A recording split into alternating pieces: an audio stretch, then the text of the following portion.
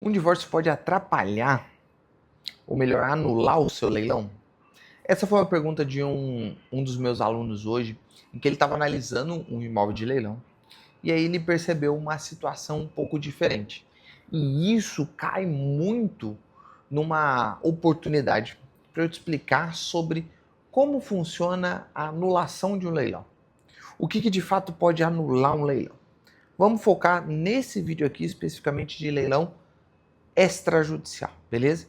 Então, só para fazer um panorama geral, de repente você caiu do nada nesse vídeo aqui. Qual que é a ideia? Existem dois grandes tipos de leilão de imóveis, tá?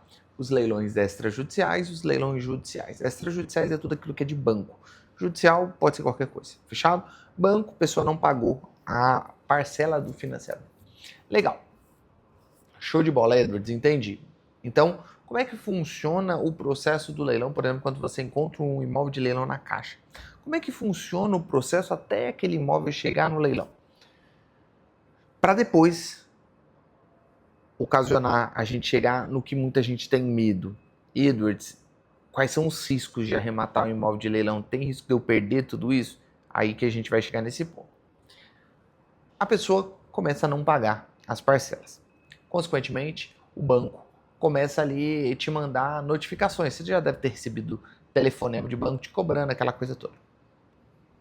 Não teve sucesso. Todo imóvel, ele, vamos dizer assim, ele está sediado em algum cartório de registro de imóvel. E aí, o banco começa a não ter resposta sua, o que ele vai fazer? Ele vai entrar em contato com o cartório de registro e te mandar uma notificação. Essa notificação é uma notificação para você purgar a mora. O que é isso? Uma notificação para falar assim, ó, fulano, seguinte, se você não quitar isso em 30 dias, a gente vai pegar seu imóvel de volta. Beleza, faz essa notificação. Aí essa notificação vem na tua casa, precisa de uma assinatura, enfim, foi lá. Você não respondeu isso. O banco faz o que ele chama de consolidação da propriedade. Beleza? Fez a consolidação da propriedade, aparece na matrícula lá, consolidação de propriedade. Aí o banco, por lei, tem que fazer dois leilões, primeiro e segundo leilão. Mas antes dele fazer o primeiro e segundo leilão, ele precisa te notificar. Então, vai vir alguém do cartório aqui notificar que vai acontecer o primeiro leilão, vai acontecer o segundo leilão. Beleza, Edwards, esse é o procedimento, tá? Aí vai a leilão, aquela coisa toda. Mas uma coisa que as pessoas não costumam se atentar muito é que uma das pouquíssimas coisas que anula um leilão extrajudicial, ou seja, leilão de banco, é a falta dessa notificação. Ou melhor, é a falta da comprovação dessa notificação. Então, quando veio aqui uma notificação, vamos supor para mim, de purgar a mora, ou seja, quitar aquela dívida, eu preciso ser notificado. E a notificação ela precisa ser tentada pelo menos 2 vezes de forma pessoal. Ou seja, vem uma vez, alguém aqui, bate aqui em casa, opa, tudo bem? Não encontra ninguém. Tenta uma segunda vez, alô, tem alguém em casa? Não encontra ninguém. Aí sim faz uma notificação que eles chamam via edital, que basicamente todo mundo tem que ler. Dos outros 2 leilões acontece a mesma coisa. Precisa necessariamente 2 tentativas, de forma pessoal. Isso parece ser besteira, mas se uma pessoa ela não é notificada, e onde que fica essa comprovação? Fica lá dentro do cartório de registro. Então, toda vez que você for para um leilão de imóvel, você pode solicitar o cartório de registro via o site dos registradores, a notificação. Obviamente você vai ter que pagar, mas você pega a notificação, a comprovação dessa notificação. Porque daí, vamos supor que eu perdi o meu imóvel. Perdi o meu imóvel, o imóvel está aí na leilão, eu entro com uma ação judicial e falo assim, seu juiz, olha só, não foi notificado. Eu nem sabia que meu imóvel estava aí na leilão. Isso por lei é ilegal, poderia anular o leilão. Mas se você tem a comprovação ou se a Caixa tem a comprovação, ótimo. Mas e se ela não tem? Você vai ter que devolver o imóvel, a Caixa vai te devolver o dinheiro, mas isso te dá um transtorno. Mas aí tem alguns pequenos pormenores que foi da pergunta do meu aluno no grupo de WhatsApp. Inclusive, se você quiser fazer parte da nossa comunidade, onde você pode entrar em contato comigo, você tem lá mais de 12 horas de conteúdo ao todo, mais 3 horas para você aprender o necessário sobre a Caixa Econômica Federal e mais de 12 horas para você aprender outras coisas correlatas ao leilão de imóveis. O link está na descrição, lá você vai ter acesso à comunidade. Cara, é o curso mais prático, voltado mesmo para você sair do zero até a arrematação. O link está na descrição. Nesse grupo, ele fez a seguinte questão. Edwards, eu entendo essa questão de notificação. Eu sei que antes de arrematar um imóvel, eu preciso saber se a pessoa foi notificada, senão eu posso perder todo o meu trabalho. Mas eu tenho uma dúvida.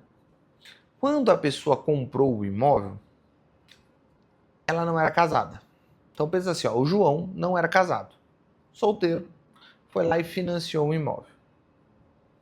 O João casou com a Elisa, depois de ter comprado o imóvel. Aparentemente, eles fizeram algum regime de bens que na matrícula passou a Elisa a ter 50% do imóvel. Foi averbado o casamento deles e ela passou a ter 50% do imóvel. Porém, o financiamento estava no nome do João. E está parecendo que só o João que perdeu a propriedade do imóvel. Pergunto a você, é seguro eu arrematar isso? E aí vem algumas das exceções e alguns dos cuidados. E esse é um caso muito específico, mas você tem que ficar muito ligeiro. Vamos lá. Se você compra um imóvel antes de casar, teoricamente aquele imóvel é só seu. Porém, existem, por exemplo, alguns regimes de casamento que você pode optar por, independente de quando você tem as coisas, você vai dividir tudo com a sua esposa. Se vocês se divorciam, teoricamente, esposa tem metade, marido tem metade. Como funciona isso? Nesse caso específico, em que o meu aluno perguntou, ao que tudo indicava, a Caixa só notificou o marido. Por quê? Porque o financiamento estava no nome dele. E como é que a gente faz isso? Como é que tem certeza? Você tem que procurar as notificações. Ele não foi muito a fundo, porque ele viu que não valeria a pena o trabalho necessário para isso.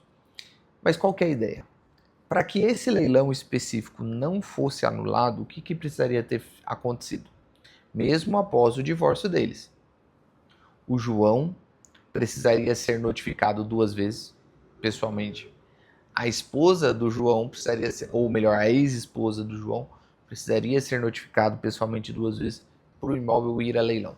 O que aconteceu no imóvel específico, somente o João foi notificado. E aí vem uma coisa que eu falo muito para os nossos alunos. Existe o que é certo e existe o que é usual. Na maioria das vezes, as pessoas nem sabem que elas podem entrar com processo solicitando a anulação do leilão. Então, muitas vezes não dá em nada, mas às vezes dá alguma coisa. Nesse caso específico, se ele arrematasse o imóvel e a ex-esposa do João chegasse lá e entrasse com um processo falando assim, seu juiz, eu tenho metade do imóvel e não fui notificada sobre esse leilão. O leilão seria anulado. Porque apesar do João ter sido notificado e o financiamento estar no nome dele, ambos são donos do imóvel. Ambos têm direito sobre ele. Então, ambos deveriam ser notificados. Nessa estrutura que eu falei. 2 notificações pessoais para purgar a mora, 2 notificações pessoais para informar do leilão. Esse pequeno detalhe já poupou esse meu aluno de ter algum prejuízo, nem que fosse com um advogado para tentar reverter essa situação. Mas isso também já poupou em dinheiro, muitas vezes. Eu já, não diretamente, mas para um cliente, eu fiz uma arrematação com ele em que a gente foi descobrir isso.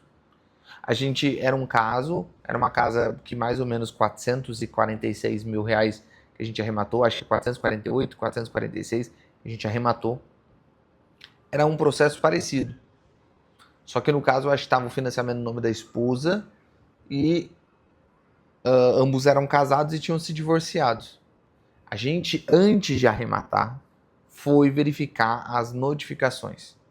Se tinha sido notificado tanto esposa quanto marido. No caso foi.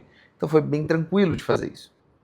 Agora pensa num caso de que não fosse, que um não seria notificado, entraria com processo, provavelmente esse imóvel, por ser um imóvel mais caro, é mais provável da pessoa, tanto é que uma das pessoas tentou entrar com processo tentando a anulação do leilão. Mas a gente já tinha comprovação. A Caixa também tinha, tanto é que a gente não precisou se envolver no processo judicial. Foi somente a Caixa. Mas a gente já sabia daquilo, a gente não ficou no medo.